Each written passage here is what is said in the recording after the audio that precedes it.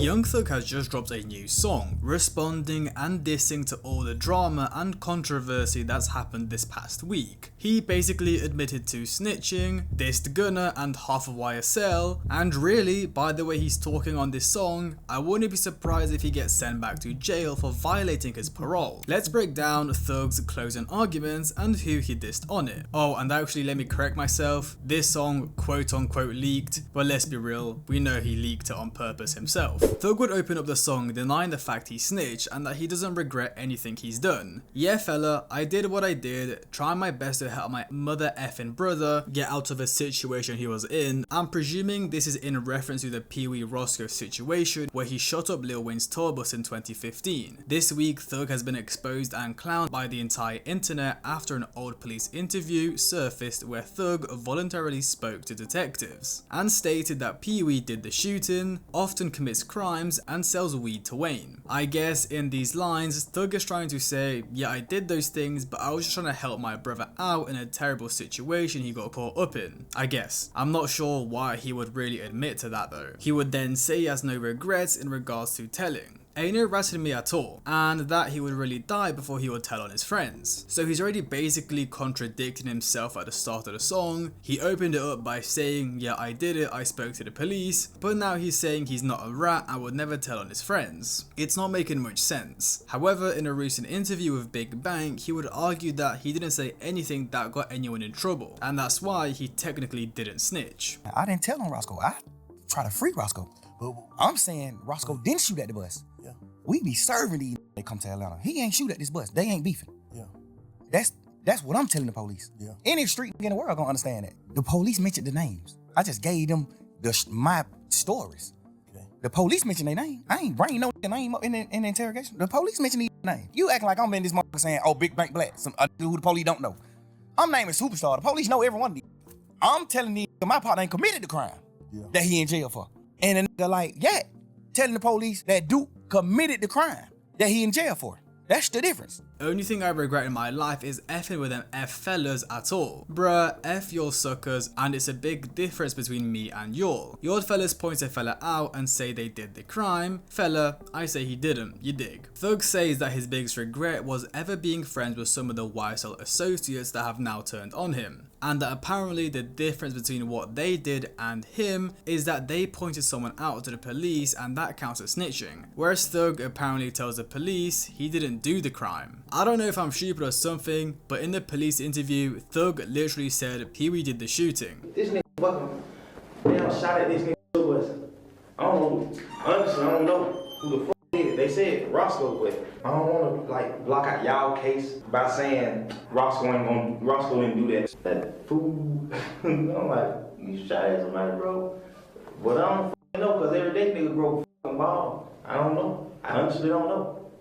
He did later try claim on Twitter that the video was never used in court because it helped his brother out, but I don't think it really matters. You still stated to the police he did the shooting. Again, in that Big Banks interview he just did, I watched it myself and he said that apparently Pee Wee was already like a local superstar to the police and the police already knew he did it, so just because he said his name in the interview, it didn't really matter because they already knew. After that little intro, Thug would then open up the song by saying he's going to pull up to your house and do a shooting like the mailman. Pull up to your house like the mailman, they hit everything plus the trash cans. Now I get it, Thug's a street dude so he's rapping about that life, but I don't think this is the smartest move when you've got 15 years off probation. If you didn't know, one of the terms of his parole is he is forbidden from promoting gang related content and must avoid contact with known gang members or co-defendants. And I'm pretty sure this song just broke this dozens of times. And then Thug would start the dissing, as he would say, Gunna a rat,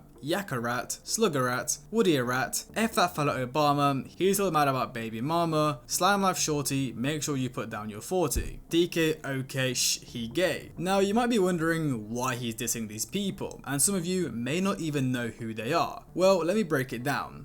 Gunna, of course, one of Young Thug's proteges, allegedly snitched on him after he stated in court that YSL is a gang and must end, as he had to testify after taking a plea deal. In a recent interview, Thug broke down why he felt betrayed by Gunna, claiming Gunna was the first to take a plea deal which influenced others in YSL to do the same. We all in this motherfucking trial pushing YSL is not a game. This is the narrative. What's the worst betrayal you can do from in a trial?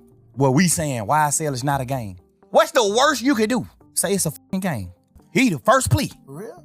Gunna took the first. He know that. You know that. I didn't know that. Slug, all them took pleas after Gunna. Everybody took the plea after Gunna. I can't even be as mad at them as I can be as him. When he said YSL was a game, the smartest thing for me to do is say, yeah, it is a game. You'll be a motherfucking idiot to sit in here saying that it's not a game. When you got a who these folk now labeled as the second man in That's charge. what I thought happened, but the other way around. No. Now, from the paperwork we have, Thug is actually wrong, and DK was the first one to take a plea deal, making it seem like Thug has been potentially misinformed, or is purposely pushing this to make Gunna look bad, but I doubt it would be the latter. I'm presuming Thug was just told the wrong information. Then Yak Gotti, probably the biggest rat in the entire YSL trial, who even got stabbed whilst locked up during the trial after an old interrogation video of him snitching leaked. Then YSL Slug, one of the founding members of YSL. In 2022, he was charged with multiple felonies, however took a plea deal, and as part of the agreement he had to get on the stand and testify in court, where he did a lot of supposed telling. YSL Woody, most of you already know, the biggest star of the YSL trial. Honestly, a very smart rat. There's a whole 3-hour interrogation of him talking to the police, and he had to testify a lot during the trial, but did it in a way where no one could take what he was saying seriously. He responded awkwardly to questions, lied a lot of times, and made the prosecutors' lives very difficult. So he's definitely a rat, and one of the main reasons the YSL RICO ever even happened, but at least he tried to disrupt the case. Then YSL Obama, who Thug said is still mad about a baby mama. During the YSL RICO, he got 1 year after taking a plea deal for attempted murder, and as part of the deal he had to provide evidence and testify in court, where he yes ma'amed his entire way through the testimony. Now it seems like him and Thug also had some disputes over a girl or something like that, which is why he refers to a baby mother. I'm not sure if anyone knows anything about this. I tried doing my research and I couldn't find anything. SlimeLife Shawty, another YSL member that was indicted during the RICO, once again taking a plea deal like everyone else and forced to testify truthfully. Since Thug dropped this song, or leaked it, SlimeLife Shawty has actually responded with a diss track himself, where he just basically denied the snitching allegations. In this line, Thug is basically mocking SlimeLife Shawty, saying put down your gun, because you're not tough, you already cooperated. Then finally, YSL DK, same as everyone else, took a plea and testified, and for some reason Thug called him gay. Overall, it seemed like anyone who took a plea and testified is classed as a snitch, as it helped the prosecutors build their case against YSL. But in the end, didn't Thug also take a plea deal? But I guess he didn't have to testify, so it's not the same. After this, Thug would then state that he beat the YSL RICO case. Fellas thought they left me, then we beat the case. However, unfortunately for him, this is not true. He didn't beat the case, he pled guilty and took a plea deal. The only member to beat the case without being found guilty of any charges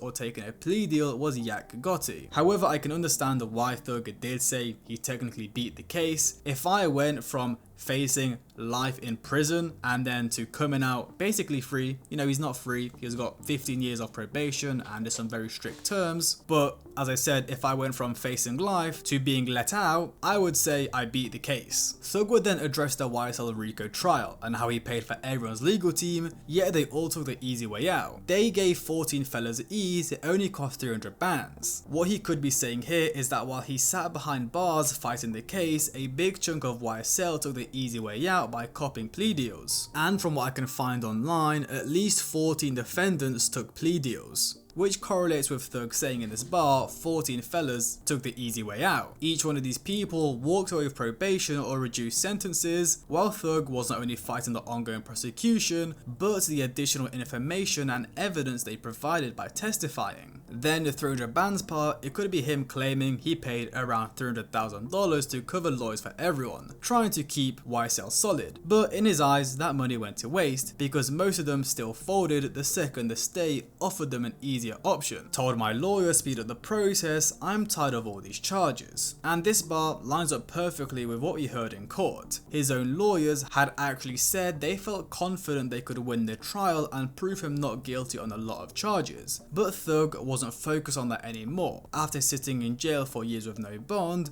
dealing with constant delays and setbacks, he was just tired of being in jail. And to put in perspective, I'm pretty sure he was in isolation. He was in his cell 23 hours a day and was only allowed out for 1 hour. So basically, instead of dragging it out for any longer, to end the pain and suffering, Thug pushed for a plea deal. Not because he thought he was going to lose, but because he couldn't take the process anymore. My homie traded for a free and I gave him everything he needed. Once again, this is clearly aimed at all the YSL members who accepted plea deals. The free here refers to freedom, getting out of jail early, and Thug is saying his homies traded loyalty for that. Thug gave them music opportunities, gave them financial support, just for them to trade all of that to walk free. Thug gave most of these guys careers just for them to turn their backs on him. And after this bar, Thug would actually reveal, and I cried myself to sleep, seemingly very upset by the betrayal. Again, I know I keep mentioning the Big Bank interview, but it was very important as he went through everything that just happened in the past week and the YSL RICO. But in that interview, he actually cried whilst talking about Gunna. A piece of paper, nigga, you gonna let a piece of paper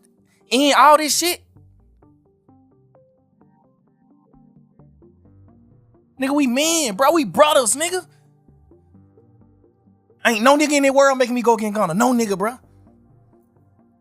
Damn. Nigga, what?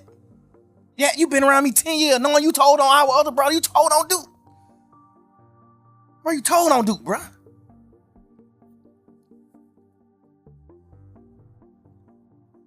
So it seems like even though he's doing all this dissing and talking, he's still very hurt and upset about the situation. Up to this point, the song is full of disses and tough talk, but here the beat switches up to a more melodic style and he drops the mask for a second. It shows how much the betrayal actually cut him. He isn't just angry at his homies for taking pleas, he's hurt. This was a crew he built, people he fed, people he paid lawyers for, people that he felt like were family. And after all of that, they still flipped when the state came down on them. I feel like this is more important and hits heavier than just a random dissing. You know, instead of just clowning them as rats, he's admitting like a real man that the situation broke him to the point he cried himself to sleep. And that's how deep the betrayal went. With that really covering all the lines, disses and subliminals on Thug's supposed leak closing arguments. You know, it's kind of a coincidence that this leak is a very recent song responding to all the drama and even has a music video shot to it. Yeah, this was not a leak. But let me know your guys' thoughts. Did you enjoy the song? Did you think it was right for Thug to address all of this in a song and even say some lines that could potentially get him sent back to jail? And do you think Thug is a rat? Do you think he's a terrible person for calling out all these people for snitching? Or do you think Thug should just shut his mouth and take care of his career? Hope you guys enjoyed. Like, subscribe, comment, have a great day, and I'll see you guys in the next one.